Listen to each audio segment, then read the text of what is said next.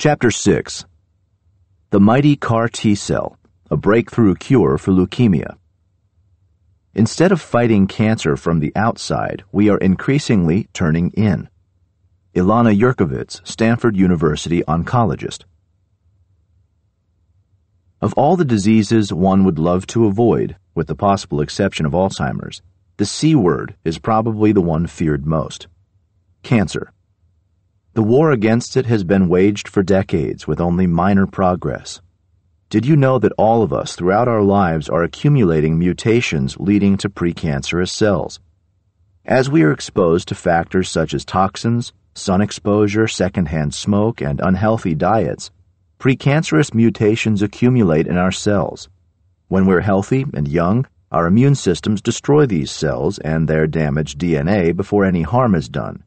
But as we age, our immune system weakens and can be overwhelmed, a term referred to as immunoexhaustion, and ultimately may fail to detect cancer at its earliest emergence.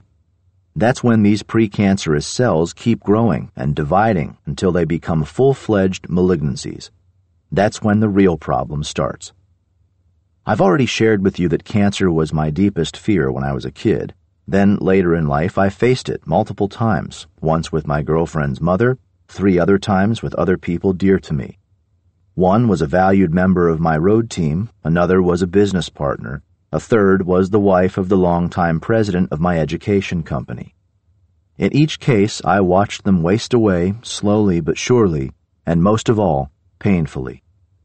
If you've ever been close to someone who's been diagnosed with a blood cancer like leukemia, then you understand how these patients are assaulted twice, first by the disease, then by the therapies. Sometimes it's hard to say which is more devastating. While chemotherapy and radiation therapy can be lifesavers, they can also have savage side effects: heart damage, liver damage, nerve damage, even subsequent cancers that show up years later. So after losing 3 friends to the standard of care approach, I realized we desperately needed fresh alternatives to the medical establishment's 20th century solutions. One of my dear friends, Siri Lindley, was diagnosed with a rare form of leukemia and given only a 10% chance of survival. She made it. Why? First, she tried an innovative treatment in combination with stem cells. Second, Siri is a unique soul and has always had the mindset that she will not be beat. This is a woman who resolved to become the #1 competitor in the sport of triathlon at a time when she didn't even know how to swim. She unleashed her amazing will to go on to become the triathlon world champion. She used that same determination to fight leukemia. 1 year later, despite the doctor's prediction of only a 10% chance to live, Siri is cancer-free today and just ran her first post-cancer 10K. So this chapter is about how the war against blood cancers is being waged with the latest technological weapons, about promising treatments that are ready for prime time. We'll talk more about how mindset impacts your biochemistry and health in the final chapter of this book. But if you've ever faced cancer or someone you love is confronting it now, listening to this chapter is a must. Let's start with the story of the hero who's created one of the most promising breakthroughs, Dr. Carl June. You're about to learn how immunotherapy boosts our natural immune system with medicines made of living immune cells as opposed to chemical drugs, a welcome alternative to chemotherapy and other traditional anti-cancer interventions. How Carl June overcame personal tragedy and legions of doubters to devise what may actually be an original cure for some of the most common and deadly blood cancers. How through natural stimulation of your own immune system, you can both prevent and possibly cure some of the most dreaded cancers. Treating the first CAR T patient. My career has been completely unpredictable. Dr. Carl June. It was the summer of 2010, and Dr. Carl June was desperate. 2 weeks earlier, June and his colleagues at the University of Pennsylvania had treated a cancer patient with something never tried before: infusions of the man's own white blood cells with a twist. June's Philadelphia lab had genetically reprogrammed these T cells into an anti-tumor, precision-guided strike force, a set of cellular cruise missiles, if you will. If all went well, their subject, written off as terminal, would find a lifeline. What's more, the experiment could open a revolutionary front in the war against cancer. June believed it could save countless people with raging blood and bone marrow malignancies, people for whom all else had failed. The altered immune cells were unstoppable in a petri dish. They'd racked up miracle cures in mice. But June's patient one, a retired New Jersey corrections officer named Bill Ludwig, wasn't doing so well. Shortly after his third and last infusion for chronic lymphocytic leukemia, CLL, Ludwig ran a low-grade fever as his blood pressure plunged. Over the next 5 days, he got steadily worse. It seemed like the mother of all flu bugs: violent chills, sweats, nausea, diarrhea. Ludwig's core temperature skied to 105 degrees. The nurses threw out their thermometers. They had to be broken, right? Though the patient showed all the earmarks of acute infection, his scans and cultures came back negative. No viruses and no bacteria. Yet he kept getting sicker and weaker. His kidneys began to fail. His heart and lungs were at the brink. Down the road, June would come to realize that Ludwig had been hit by a massive systemic inflammatory response. The crisis was triggered by what was initially a good thing: a massacre of the patient's leukemia cells by his immune system.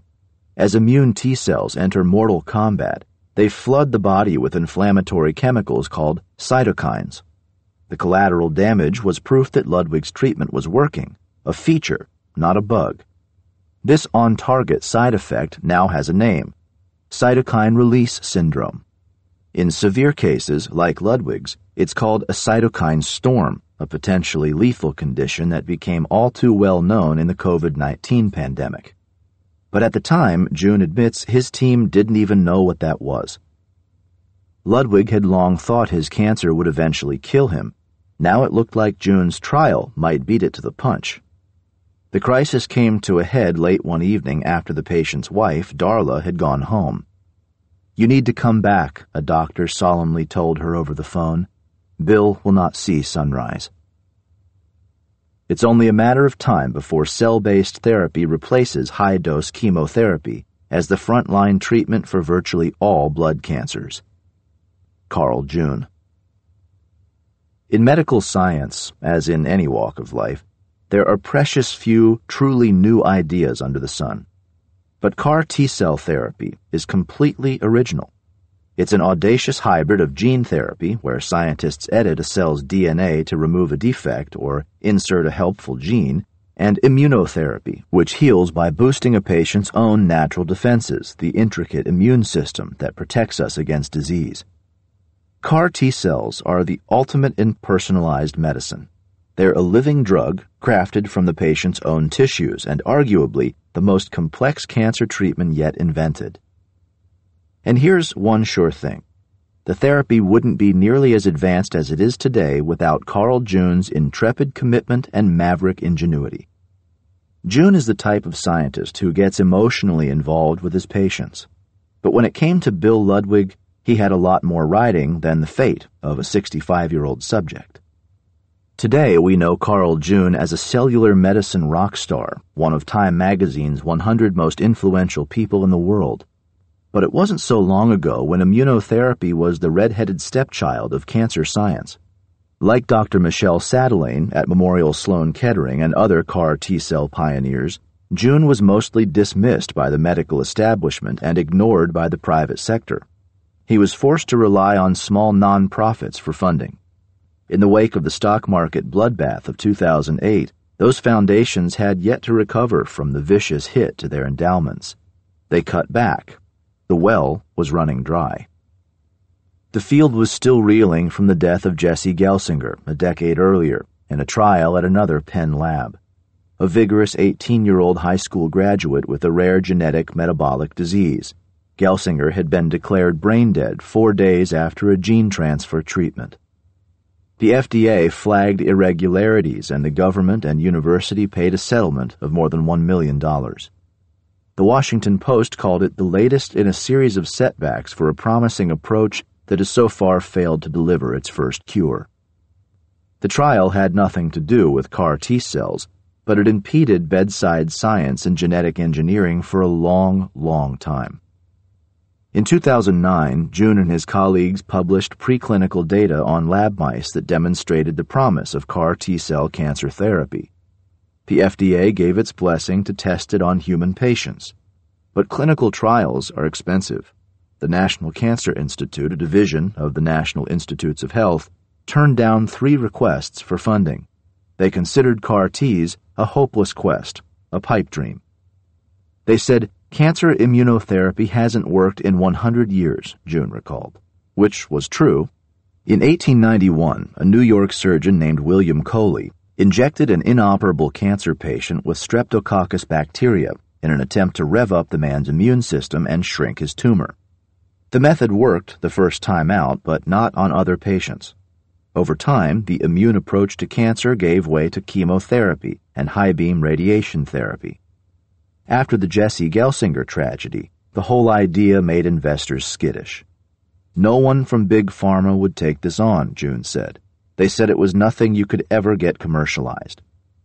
From a marketing standpoint, it probably didn't help that June used a form of the HIV virus to bring the new genetic code into the patient's immune cells. It was a neutered and harmless HIV, but still. June seethed with frustration. He had a radical tool and felt sure it could work, but no one seemed to be listening. There were days when he was tempted to abandon CAR Ts. He could have returned to finding better ways to grow immune cells in dishes and rodents, research that would be many years out from helping real patients, if it ever did. It's pretty easy to just get funding for basic science. But whenever June felt ready to give up, he remembered his wife, Cindy June, who had been diagnosed with ovarian cancer in 1996. He created a vaccine to help her, but the effects didn't last. He knew that a company called Medarex was developing ipilimumab, an antibody medication that stops cancer cells from squelching immune assaults.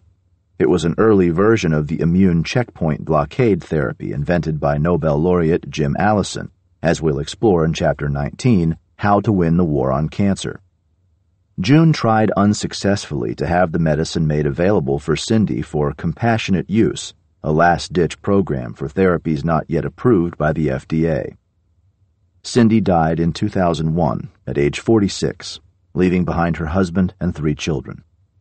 10 years later, when ipilimumab finally gained approval, June confided that his personal tragedy gave me a real impetus to make something happen clinically, which is a lot harder than research in mice.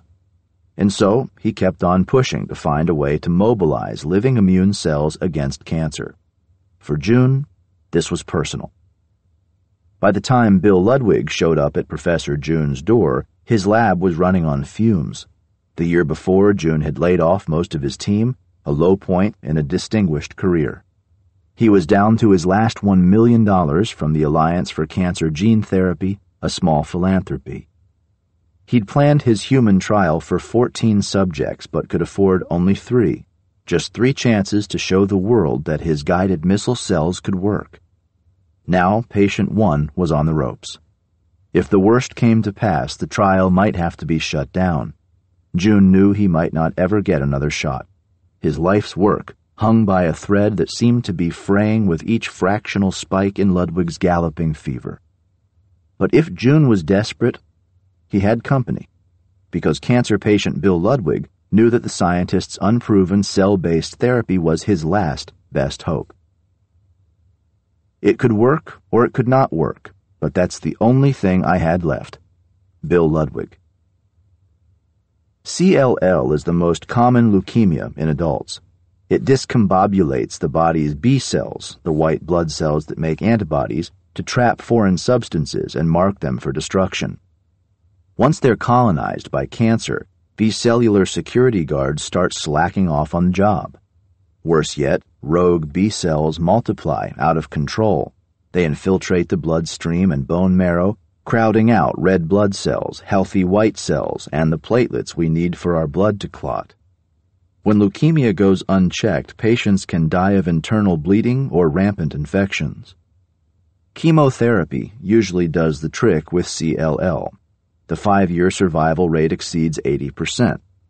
Bill Ludwig had already gone through numerous rounds of chemo plus a clinical trial at NIH that nearly did him in. None of the treatments took. Doctors call such patients refractory or non-responsive, and with CLL, their prognosis is grim. Ludwig was down to his last FDA-sanctioned option, a bone marrow transplant, where a donor's stem cells are asked to work their wonders. Marrow transplants are high-risk procedures. When Ludwig found out it was 50-50 that the imported cells would attack his own organs and quite possibly kill him, he passed. The odds weren't good enough. But when Ludwig learned of June's CAR T-cell trial, he didn't hesitate. He'd heard good things about Penn Medicine, June's hospital, a teaching institution with world-class doctors. At that point, with his abnormal white cell count climbing sky high, he figured he had little to lose. The power of your T-cells. T-cells are the immune system's infantry, its essential line of defense against outsiders. From their bases in the blood or lymph nodes, helper T-cells choreograph our immune response. Killer Ts find and kill infections or potentially tumors. Some T-cells are equipped with a memory of past invasions, an alert system that gets passed down when they divide. That's how measles or chickenpox vaccinations guard people for a lifetime. They sensitize the immune system to jump on the same microbe if it ever shows its face again. Over eons of evolution, T-cells have been trained to search out and destroy any foreign party or pathogen that might be toxic to the body. Topping the most wanted list are cells with foreign DNA or RNA, like viruses or bacteria. One reason that cancer cures are so elusive is that tumor cells fly under the radar like an invasion of the body snatchers. They look a lot like normal cells, at least from a garden variety T-cell's point of view. After all, they share the patient's identical DNA, give or take a few mutations. To reliably take down cancer cells, T-cells need to sniff them out, to recognize their signature proteins or antigens in a predictable way. They need a superpower gadget, a way to crack the tumor cell's camouflage, something like infrared night vision goggles, only on a molecular scale. A few weeks before Bill Ludwig's first infusion, June's lab drew his blood, spun out his T-cells, and mixed them with the disarmed human immunodeficiency virus, a procedure June himself had refined to guarantee its safety. The HIV would be asked to do what HIV does better than almost anything else in nature: penetrate human immune cells. But instead of attacking Ludwig's immune system, these particular viruses were programmed to help it fight back. Once they found a T-cell's genome, they hacked their way inside and offloaded their precious cargo. It was a snippet of customized DNA, the instruction set for making proteins that detect surface markers on specific cancer cells, in this case, Ludwig's leukemia cells. The CAR in CAR T-cells stands for Chimeric Antigen Receptor. It's an homage to the chimera, the fire-breathing, three-headed monster of Greek mythology, part lion, part goat, part snake. CAR Ts are part bloodhound, part claw crane, and part hitman, all in one miniaturized package. The genetically doctored piece, the receptors, are exquisitely sensitive molecular antennae. After the modified cells were infused back into Ludwig's body, they changed the game. The markers on his malignant B cells stood out like flags on a diplomat's limousine. The CAR Ts bound to them like Velcro and held fast, like turbocharged antibodies. As the T cells docked, they efficiently terminated their targets. June proudly calls his CAR Ts serial assassins. A single fortified immune cell can slaughter more than 1,000 tumor cells. Once the battle is joined, it can be a very short war. Ludwig nearly died post-procedure when his souped-up T-cells broke down 7 pounds of tumor in a matter of weeks. When dead cancer cells pile up faster than the kidneys can clear them out, the result can be a life-threatening stew of potassium, phosphorus, and uric acid, among other nasty ingredients. And then Ludwig stabilized. Intravenous fluids and steroids reined in his raging immune system. His cytokine storm veered out to sea and played itself out. After 4 days in the hospital, June's patient went home with his wife, Darla. 1 month after the treatment, his oncologist ordered a biopsy. It came back clean. Ludwig had no detectable leukemia in his bone marrow, not a single bad B cell. Nada, zilch. The readout was so improbable that the oncologist was sure the technicians must have missed something. 3 days later, he asked for a second biopsy. That one came back clean too. Subsequent blood tests brought more good news. The genetically changed T cells had burrowed into Ludwig's bone marrow and were still proliferating like jackrabbits. From a genetic perspective, Ludwig was literally a new man. In an exception to the usual rule, CAR T cells seemed to function even better in people than in mice. Encouraged, June repeated the procedure with his other 2 subjects. Like Ludwig, they'd been considered lost causes. One of them matched Ludwig's total remission, the other showed significant improvement. Success. Quantitatively speaking, it wasn't much of a trial, but though June's lab was just about broke, he was sitting on a bona fide medical breakthrough. The first gene-based therapy to conquer cancer in a human subject. He met for coffee with the study's co-lead investigator, David Porter, and decided to double down. They'd author a formal paper on their trial with Ludwig, a single patient, with brief mentions of the 2 others. The scientists knew they'd be flouting convention. The cancer research community tends to view such slim data with suspicion, and anyone cocky enough to report them as a showboat. But not this time. The June team's paper, published in 2011 in the prestigious New England Journal of Medicine, was a sensation. A few brief excerpts will give you the flavor. Dry language aside, you can almost picture the authors taking a well-deserved victory lap. Their doubters were suddenly very quiet. Talk about vindication. Remission was ongoing 10 months after treatment. Genetically modified cells were present at high levels in bone marrow for at least 6 months after infusion. It was unexpected that the very low dose of chimeric antigen receptor T cells that we infused would result in a clinically evident anti-tumor response.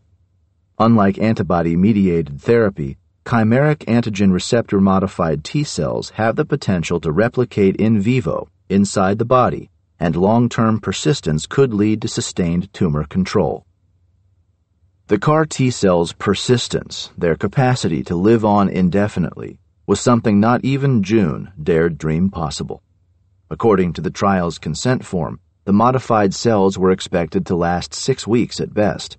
Rafts of data showed that patients will reject biological drugs that contain molecules from another species. Since a mouse antibody was one tiny piece of the CAR T cells given to Ludwig, June assumed the cells' days were numbered. "I was wrong," he said recently with a laugh. It was like 2 gunmen meeting in the Wild West. The CAR T cells basically shot first and killed the cells needed to reject them. "That's in about 3/4 of the patients," he added. "About 1/4 do reject the CAR T cells. It's an example of acquired immune tolerance and was completely unexpected." The miraculous treatment of 5-year-old Emily. "Dr. June is my hero. He saved my family." Emily Whitehead. In 2010, when she was 5, Emily Whitehead was diagnosed with acute lymphoblastic leukemia, or ALL. It was considered the best childhood cancer, the doctors told her parents, with a cure rate of up to 90%. But like Ludwig, Emily was a refractory patient, one who couldn't be helped by standard treatments. She endured 2 brutal rounds of chemotherapy. Her immune system was in tatters. She developed a flesh-eating disease in her legs and nearly had to have them amputated. And then, her cancer came back. By February 2012, with Emily's leukemia cells doubling by the day, her condition was dire. She was too far gone for marrow transplant. Believing the end was near, her oncologist recommended hospice and discouraged the family from enrolling her in June's clinical trial for ALL at Children's Hospital of Philadelphia, CHOP. Of course, the doctor's intent was positive. He wanted to spare Emily from more pain and disappointment. But her parents weren't willing to give up, and neither was Emily. And so they camped out at an aunt's home near the hospital and steeled themselves for the scariest ride of their lives. Their shaggy-haired, gap-toothed daughter would be the world's first pediatric patient to undergo CAR T-cell therapy. Like Ludwig, Emily had no problem with the infusion itself. She relaxed with an ice pop as the supercharged immune cells coursed into her bloodstream. But 2 nights later, her temperature spiked. Her blood pressure crashed. She went into respiratory failure, a full-blown case of cytokine release syndrome. Emily's level of interleukin-6, public enemy number 1 for CAR T-cell patients, was nearly 1,000 times normal. A doctor told her father she had 1 chance in 1,000 to make it through the night. The pediatric ICU put Emily on a ventilator and induced her into a coma. June read the lab results and knew what they signified. "We thought she was going to die," he said. "I wrote an email to the provost at the university telling him the first child with the treatment was about to die. I feared the trial was finished." Other hospitals running similar trials might be pressed to follow suit. There was no telling how far or how long CAR T-cell therapy could be set back. Before June could press send on his email, he got an idea. His own daughter had juvenile rheumatoid arthritis and autoimmune disease. She'd recently been helped by tocilizumab, a biologic drug that functions as an antibody and blocks interleukin-6. More recently, it's helped some patients overcome the inflammation linked to COVID-19. It was just a hunch, but June played it. Luck was with them. Children's Hospital had tocilizumab on hand. Emily received her first dose at 8 o'clock that night and pulled out of her death spiral. She emerged from her 2-week coma on her 7th birthday, all smiles. No one there could recall a child so sick getting so much better so fast. 8 days later, June was gratified, but not surprised, to read the biopsy report. Emily appeared to be cancer-free. 6 months later, tests confirmed that not a single leukemia cell remained in her bone marrow. By then, she'd returned to school and soccer and walking her dog to a little girl's normal life. As she told Time magazine, "I was a fun and energetic child. Then I spent 2 years in a hospital getting cancer treatment, but it wasn't working for me.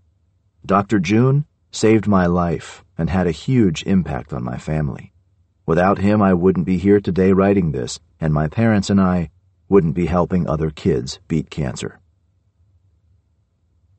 The next step. It's hard to describe someone who basically saved your life. He lost the one he loved and turned around and saved me years later. Bill Ludwig. As the media picked up her story worldwide, Emily became the poster child for CAR T-cell therapy.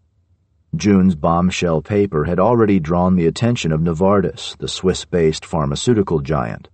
The company was about to lose patent protection and blow a $3 billion hole in its balance sheet on Gleevec, its warhorse chemotherapy drug. Their back was against the wall, June said. He'd always needed just one taker, and now he'd found them. Novartis licensed June's CAR T-cell technology, including his production methods and dosing recipes.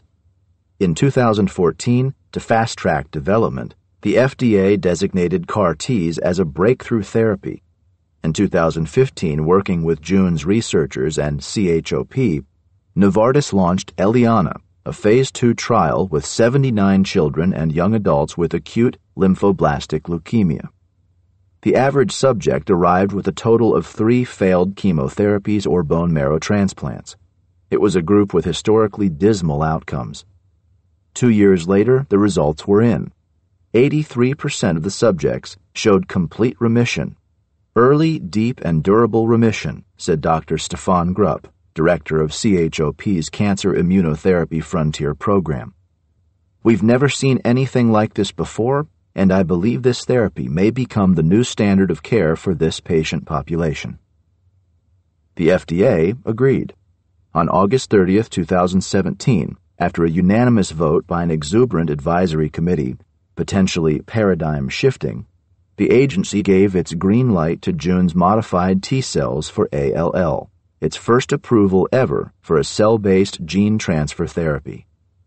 The Novartis brand name is Kymriah, a play on chimera. In 2018, the FDA approved it to treat several types of non-Hodgkin's lymphoma. It joined Yescarta, a similar product from Kite Pharma.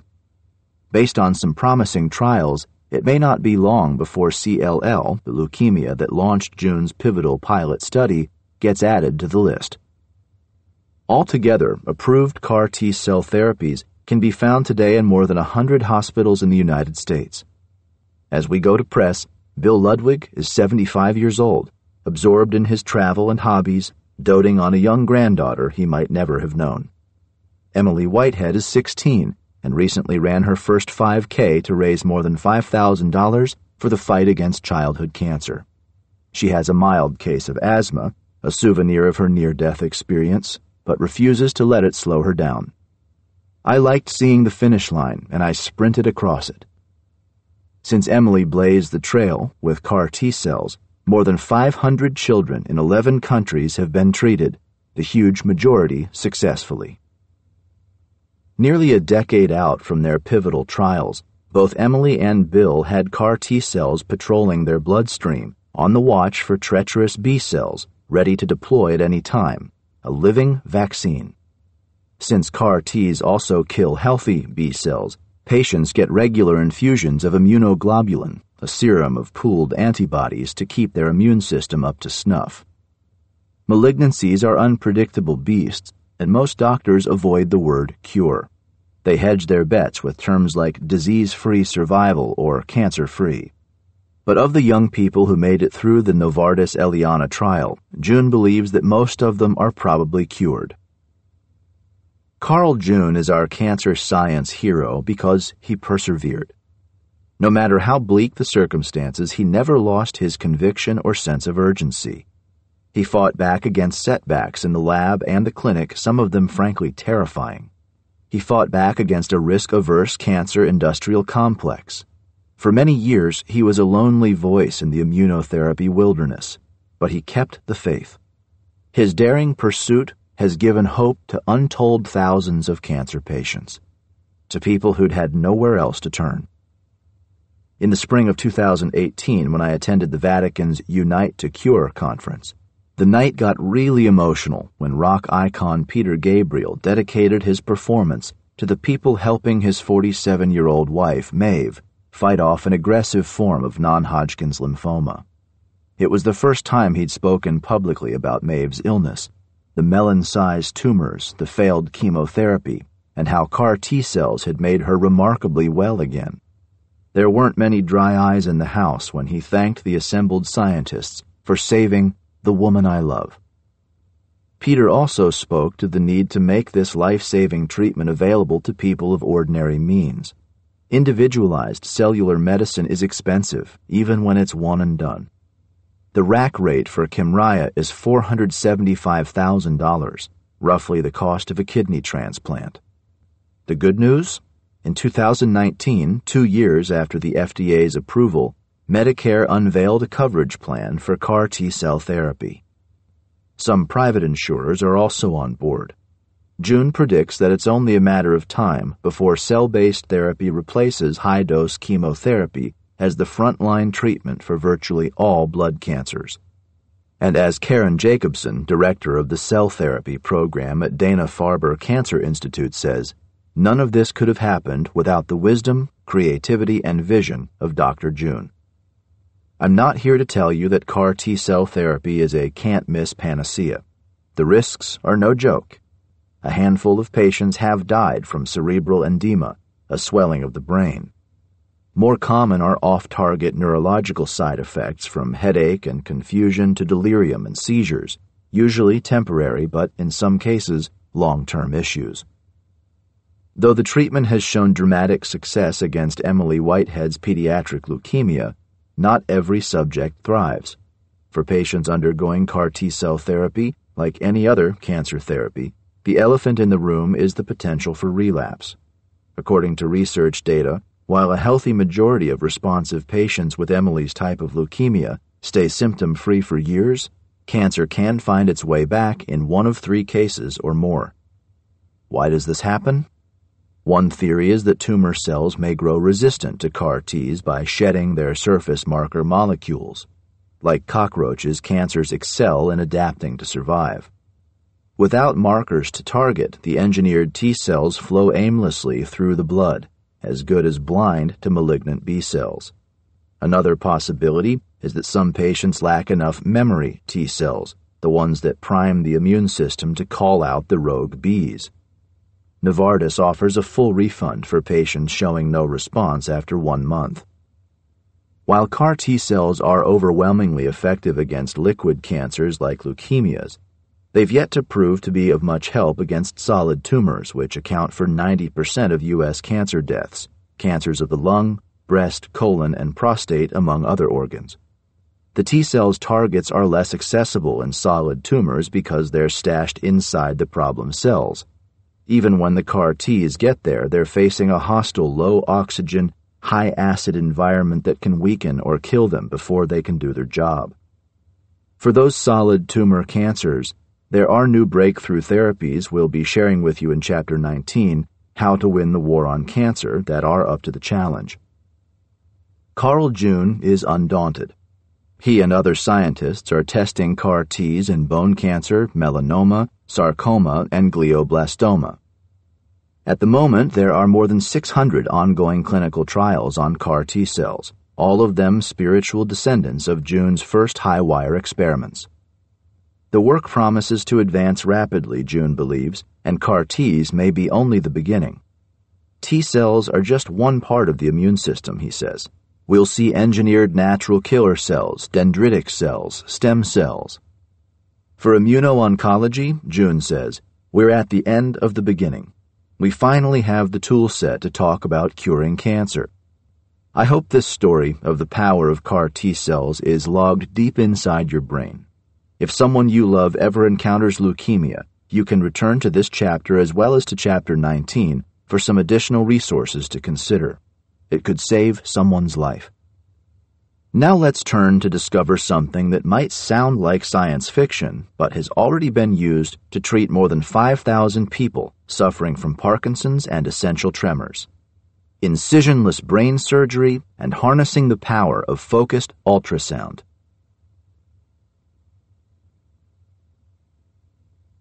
Chapter 7. Incisionless brain surgery. The impact of focused ultrasound. I feel like a new person. I have my independence back. I can do anything and everything that I want to do again. Kimberly Spletter, Parkinson's patient.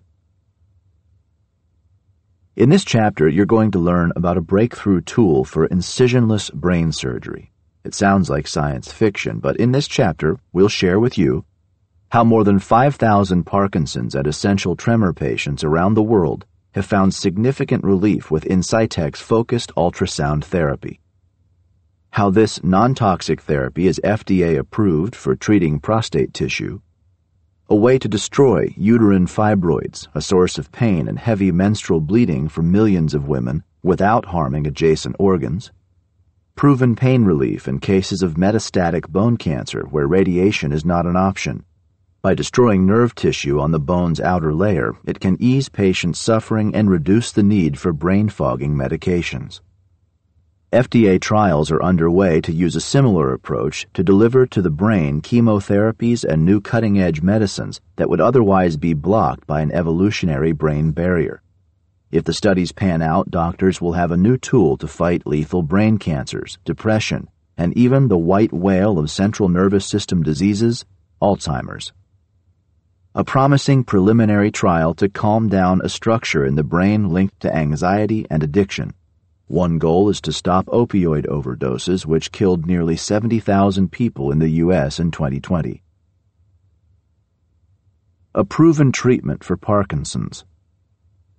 When Kimberly Spletter was told in her mid-40s that she had Parkinson's disease, she was surprised and devastated.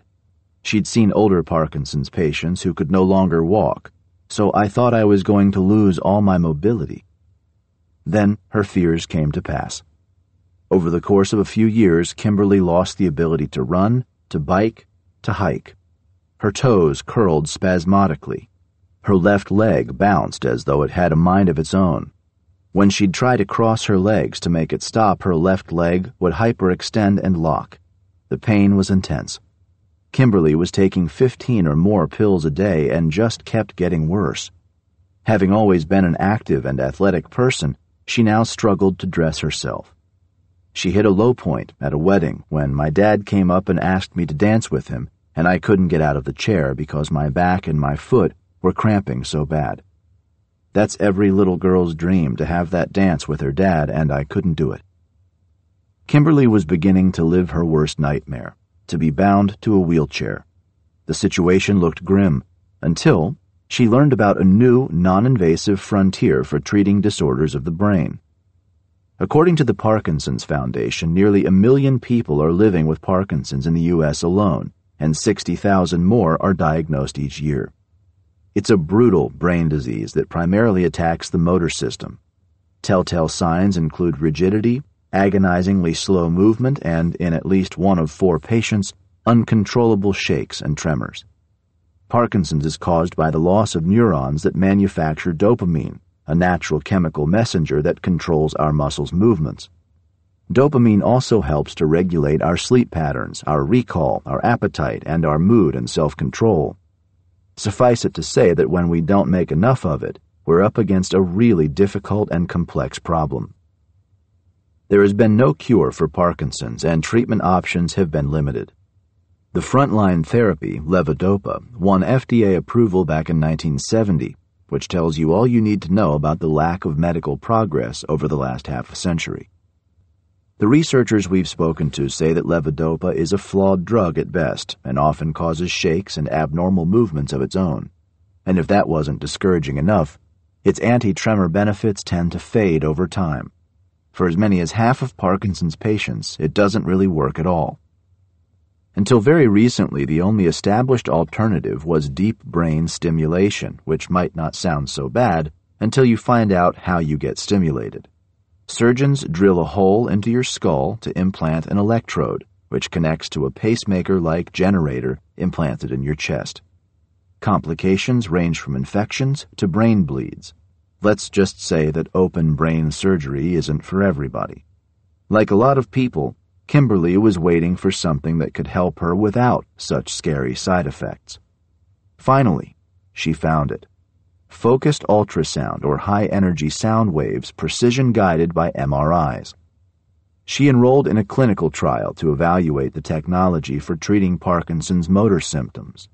After 20 years of research, development, and clinical experience by an Israeli medical device company called Insightec, focused ultrasound was approved by the FDA to treat essential tremor in 2016 and tremor-dominant Parkinson's in 2019.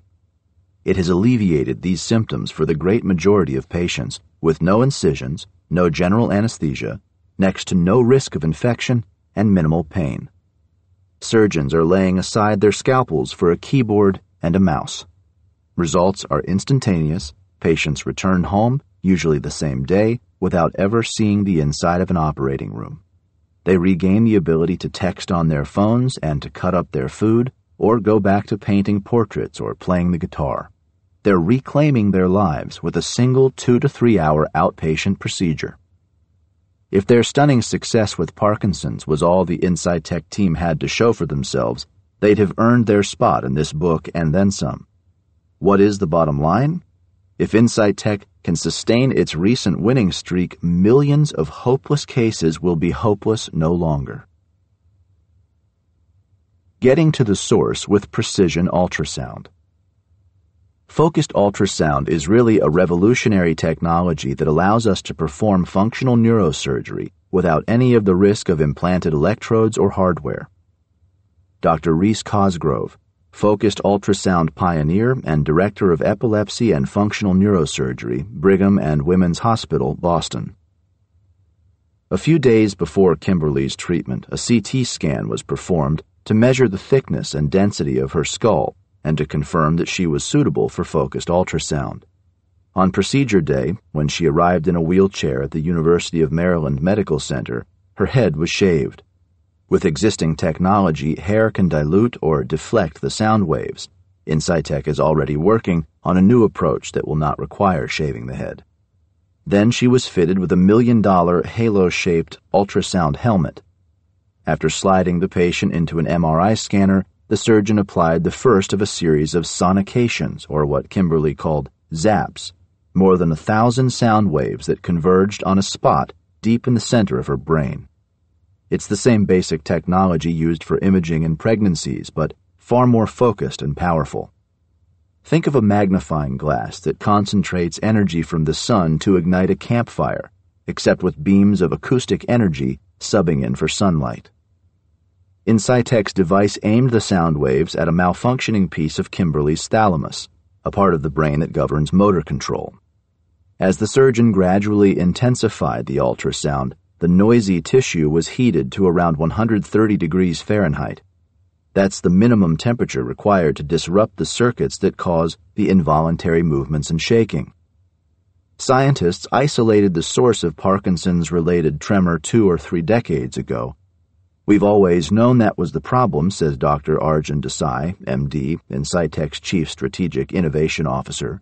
We just never had an elegant way of getting to it without cutting your head open or delivering radiation. Insightec's revolutionary device, developed by some of the same scientists who created Israel's Iron Dome air defense system, can pinpoint sound waves to targets the size of the tip of a pencil. The critical technological breakthrough, Desai says, is our ability to target a tiny, sub-millimeter region so we can avoid areas of the brain that control speech and other functions. It's the ultimate in precision, personalized medicine. After each zap, followed by a round of neurological testing, Kimberly could feel herself getting stronger and stronger. She experienced a sensation of heat and a little nausea, but nothing more. Her tremor and pain were receding in real time. After zap number 14, her neurologist, Dr. Paul Fishman, asked her, "If you could stay where you are now, would you call your treatment a success?" Kimberly said, "Yes, absolutely." The doctor said, "Then we're done." The clinical trial director told her to get up and walk. And I thought, I can walk, Kimberly recalls. I knew I could. She rose to her feet, lightly holding the director's hand more for security than physical support. She slowly crossed the room without a wobble. Soon she was walking normally. Her Parkinson's shuffle was gone. 2 years later, Kimberly completed a 50-mile bike ride along the coast of Maine, a fundraiser to support the Michael J. Fox Foundation. She was babysitting 3 days a week with her 3-year-old grandson and, more impressive yet, keeping up with him. Aside from some mild headaches and minor involuntary movements on her untreated right side, she remained mostly symptom-free for 2 years. After that, unfortunately, some of her Parkinson's symptoms began to reappear. But as Kimberly said, focused ultrasound has given me a new lease on life, and I take advantage of it every day.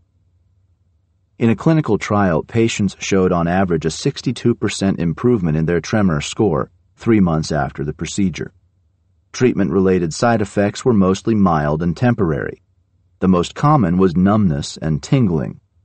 Based on clinical findings over the last 2 years, Dr. Desai estimates that up to 80% of Parkinson's patients show substantial relief from their tremor. Let's be clear about one thing. Parkinson's disease is progressive and degenerative, and focused ultrasound cannot cure it. It doesn't address disease-related speech issues, mood disorders, or cognitive decline. And since the therapy is so new, there's as yet no guarantee that a person's tremor or motor symptoms won't return years later. But for the estimated 680,000 Parkinson's patients, focused ultrasound can turn back the clock and restore critical function. Besides easing tremors, the same therapy can target another part of the brain that triggers slow and rigid movements, 2 other common symptoms of Parkinson's.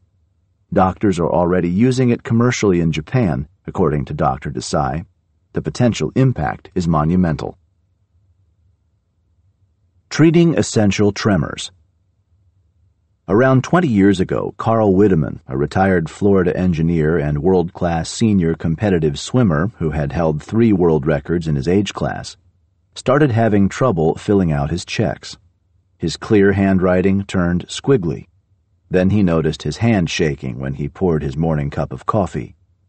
He went to a neurologist, who ran him through tests to rule out conditions like Parkinson's or multiple sclerosis or some undetected brain trauma. The good news, the doctor said, was that Wiedemann had none of the above. The not-so-good news was that he had a condition called essential tremor, and it would probably get worse. Essential tremor is the most common of all movement disorders, affecting around 10 million people in the United States. Former President Bill Clinton and retired Supreme Court Justice Sandra Day O'Connor have it. So did the late Katharine Hepburn. Yet somehow essential tremor tends to get overlooked in terms of public awareness and funding for research. Many medical professionals consider it a syndrome, a collection of overlapping symptoms, rather than a full-fledged disease. Some even call it benign tremor, but there's nothing benign about its impact on a person's daily life. Essential tremor can turn the most basic tasks into steep and jagged mountains to climb.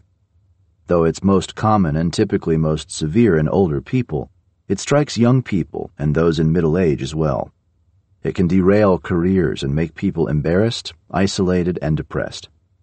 For a competitive swimmer like Carl Wiedemann, it threatened to steal the life he loved. Something had to be done, he said, so I went looking for answers.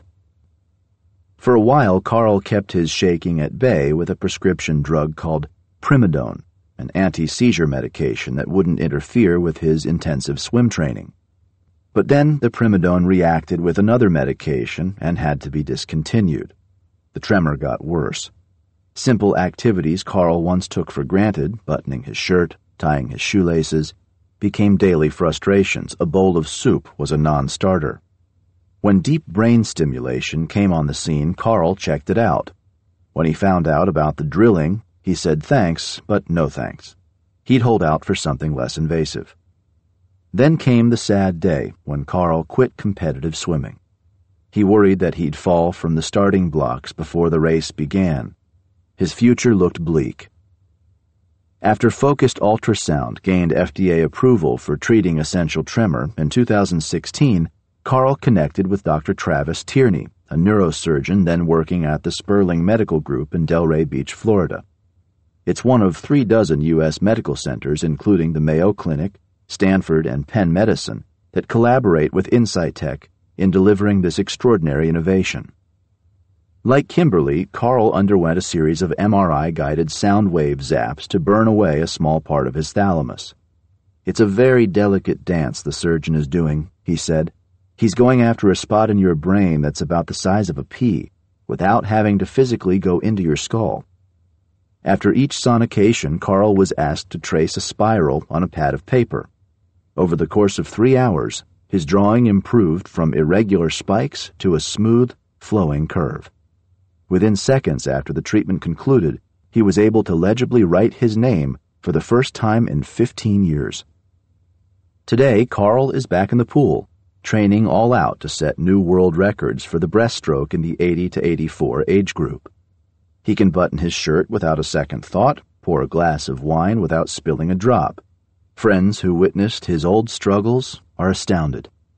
If you didn't know he had essential tremor, well, you'd have no way of knowing. Focused ultrasound, he says, gave me back my life. Carl's case is dramatic, but not exceptional. According to Dr. Desai, more than 5,000 Parkinson's and essential tremor patients around the world have found significant relief with Insightec's ultrasound therapy. Clinical trial data shows that the average patient's tremor had improved by 69% 1 year after the procedure, 75% after 2 years, and 76% after 3 years. As Dr. Desai explains it, these people get better over time. Their brain starts firing again the way it used to. There's neuroplasticity. People are getting better because they're back in action. The latest numbers show durable improvements for at least 5 years out. Under the protocol approved by the FDA, patients are treated on the side of the brain that controls their dominant hand, the left side for right-handers, for example. An Insightec study is underway to treat the other side as well after allowing at least 9 months for the brain to heal.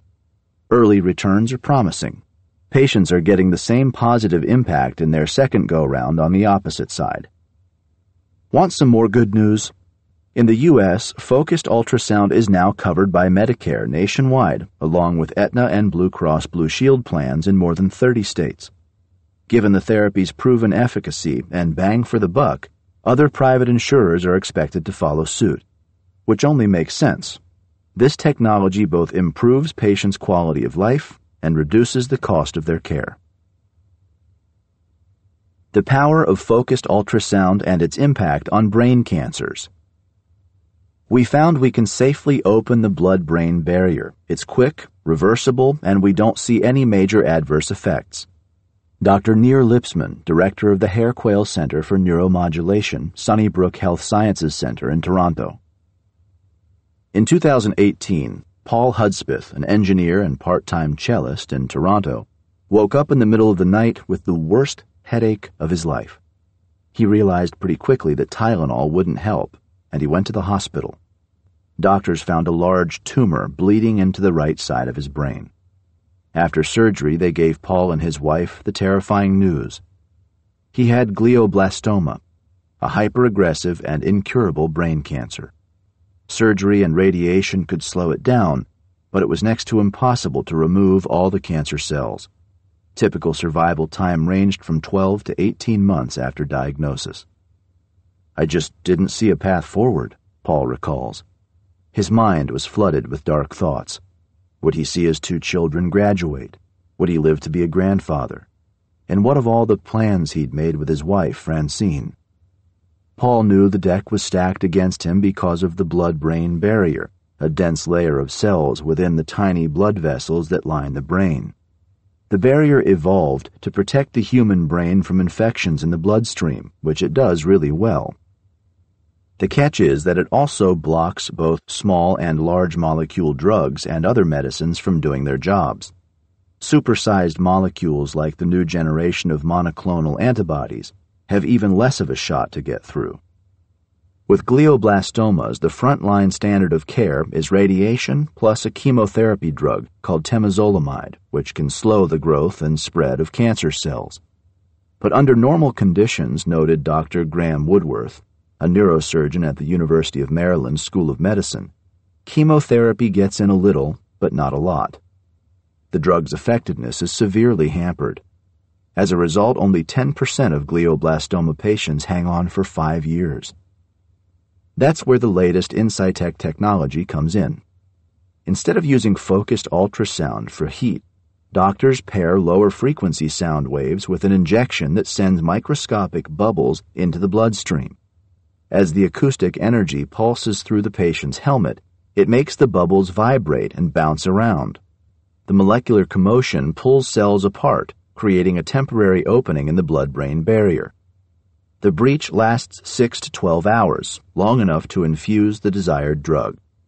According to Dr. Desai, the hypothesis is that focused ultrasound can boost the amount of temozolomide actually delivered to a tumor by a significant factor. Paul Hudspeth was one of the first patients to enroll in a Phase 2 clinical study of this technique at Sunnybrook Health Sciences Center in Toronto. As his neurosurgeon, Dr. Nir Lipsman, said, "The people who volunteer to be the first in any kind of early phase trial, there's something really unique about them. They have a kind of pioneer spirit, but they are also tremendously altruistic and selfless." Or as another member of Paul's string quartet put it, he always thinks of other people first.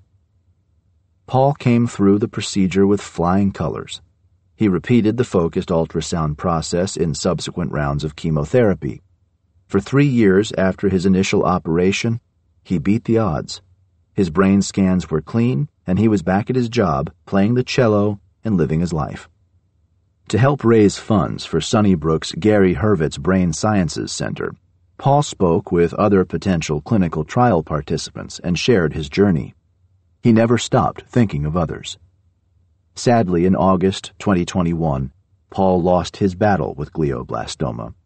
But during those precious years after his treatment with focused ultrasound, he gained quality time with his family and friends, and Paul made scientific discovery a part of his legacy.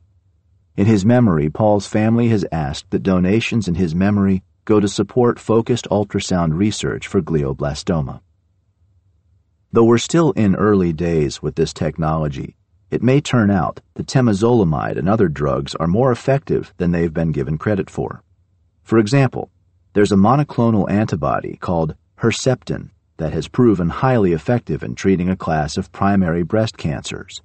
But when patients develop brain metastases from this type of breast cancer, Herceptin falls flat. Could focused ultrasound and microbubbles make the difference?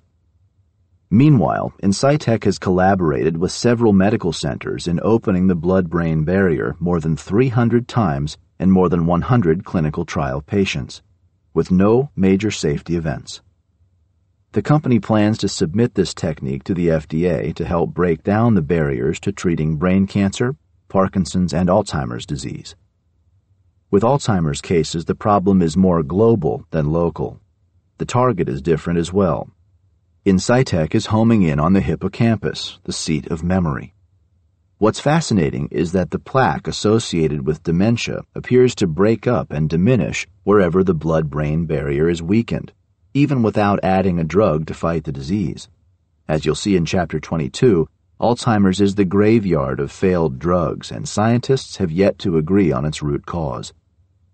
Dr. Desai suggests that simply unlocking the barrier gives more access to the immune system to go in, recognize the plaque, and destroy it. Once Insightec gets permission to open the entire barrier, Dr. Desai can imagine a future where Alzheimer's patients get an ultrasound haircut every month or two to keep your plaque burden low and stable and prevent severe progression of the disease. But Insightec's ultimate quest isn't a stabilized patient. It's an outright cure for cancers, Alzheimer's, Parkinson's, ALS, depression, and any other brain disorder you can name. As focused ultrasound gains acceptance as a safe and reliable technology, it will be an invaluable testing ground as a drug delivery vehicle for medicines that previously fell short or for others now in the pipeline. The plan, Dr. Desai says, is to get them to the right places at the right time in a really meaningful way. Think of this as the Uber for drug therapy into the brain. Finally, the latest frontier for Insightec is opioid addiction. They found a part of the brain that contributes to anxiety and addiction and that lights up when exposed to drugs. A clinical trial using low-frequency ultrasound kicked off at the West Virginia University Rockefeller Neuroscience Institute. The first participant was a 39-year-old man with a long history of substance abuse with prescription opioids as well as heroin. They placed heroin in front of him and saw through the MRI what part of his brain lit up. They then applied focused ultrasound waves to the nucleus accumbens, a key structure in the brain involved in addiction and anxiety. He came through the procedure safely and successfully, demonstrating that the same part of the brain linked to addiction did not light up anymore.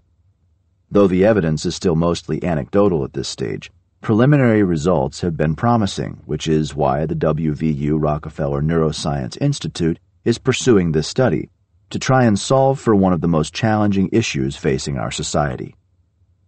So now you know there's a way to have brain surgery without a single incision. Imagine what the future will bring. Our next chapter dives into some incredible solutions that can actually not just treat, but eliminate disease. I'm sure you've heard about the power of CRISPR and gene therapy. So let's take the next step in understanding about how our lives are about to radically change and how healing can be made permanent.